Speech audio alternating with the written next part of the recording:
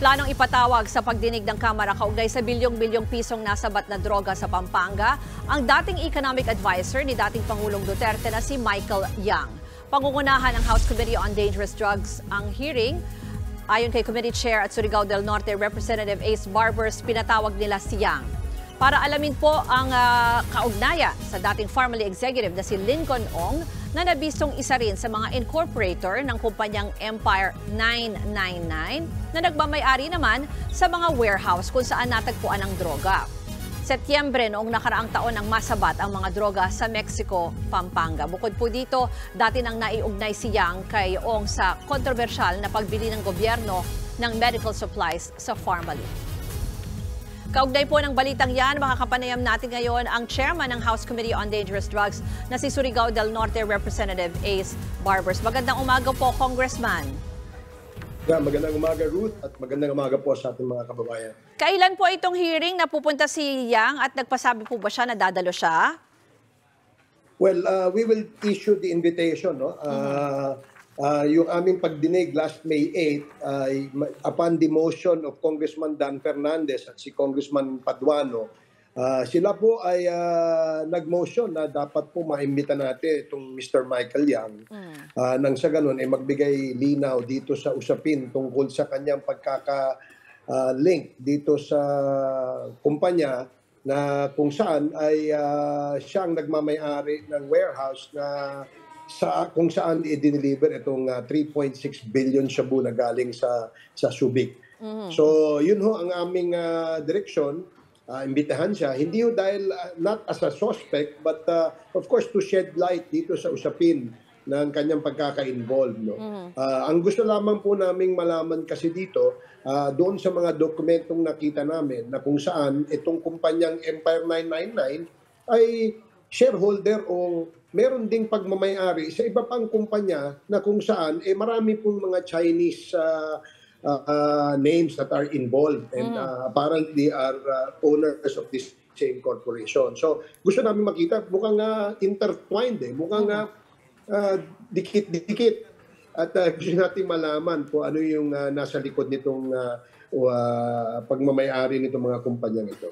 At pakipaliwanag lang din po ulit, Congressman, kasi iniuugnay kasi ito sila Michael Yang dati doon sa Pharmaly, yung parang kontrobersya doon sa sinasabing may corruption doon sa pagbili ng supplies nitong COVID pandemic. Paano nyo po may relate po yan dito sa hearing nyo ngayon?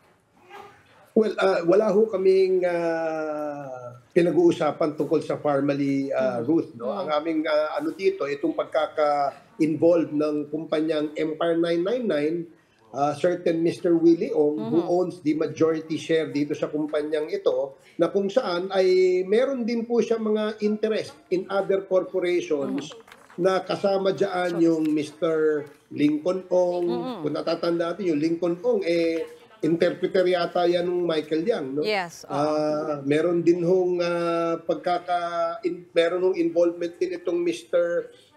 Willie Ong doon sa kumpanya na kung saan ang mga ibang kasama niyang shareholders ay yung Henry Yang, Jack Yang, Eddie Yang, Helen Chua, and all other Chinese nationals. No? Alam mo, Ruth, ito medyo masalimuot ng konti. No? Hindi wala ho kaming inaakusahan pa sa ngayon. No?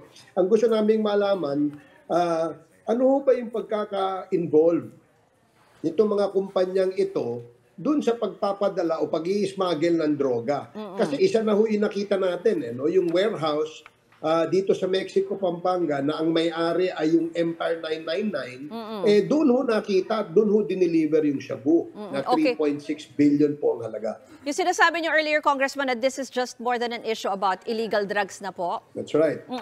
That is correct. No? Kasi nga, gagaya nung nakita namin, bukod sa issue ng droga, abay, meron din palang issue ito, maaring national security issue na rin ito. Bakit? Marami pong mga Chinese nationals na bumibili ho ng daang-daan ektarya na lupa dito sa atin. No?